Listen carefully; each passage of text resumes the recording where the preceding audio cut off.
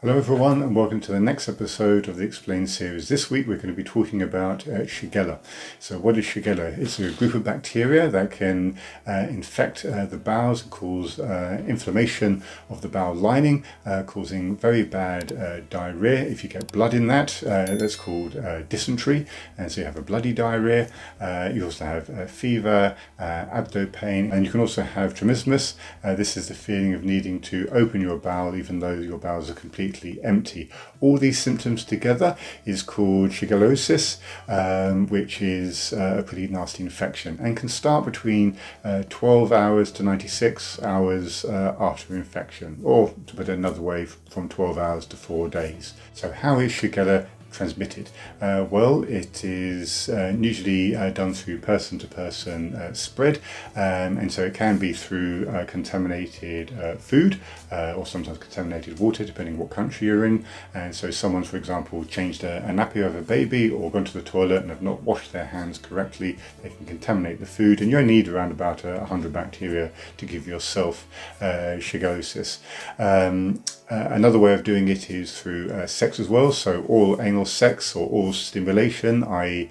Sucking or licking of the anus. While the infection usually clears on its own after about a week, some people sometimes need a little bit of more supportive therapy with rest and fluids, but individuals which, if it continues on for longer than a week, you may need some antibiotic therapy.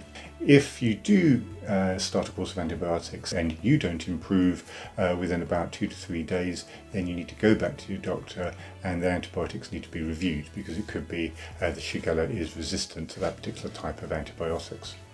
So if you're diagnosed with Shigella, the most important thing to do is no sex for a couple of weeks until after your symptoms have settled. Okay, so you've been ill, your symptoms have settled on their own by about 7 days, then I would say no sex for about 3 weeks, maybe even a month afterwards, to make sure the Shigella is completely out of your system.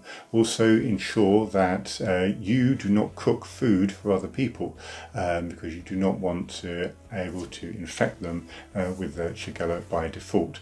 Another way of making sure you reduce the risk of shigellosis is to ensure that when healthy, you make sure you wash before you have sex, especially if you know there's going to be anal play involved, and you wash afterwards as well. Again, when you're washing your hands, use soap and water. When you're washing your genitals, you can use an emollient preparation, for example, Dermal 200, which would hopefully clear out any kind of bacteria.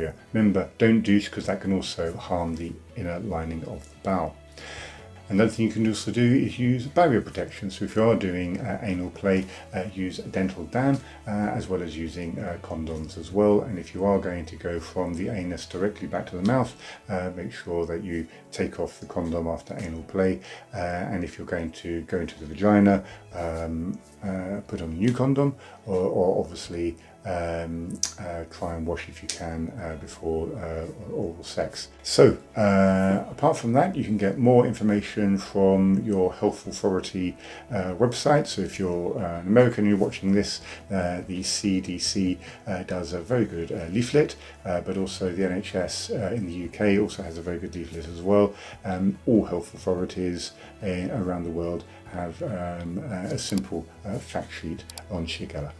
So see you in the next episode. Take care. Goodbye.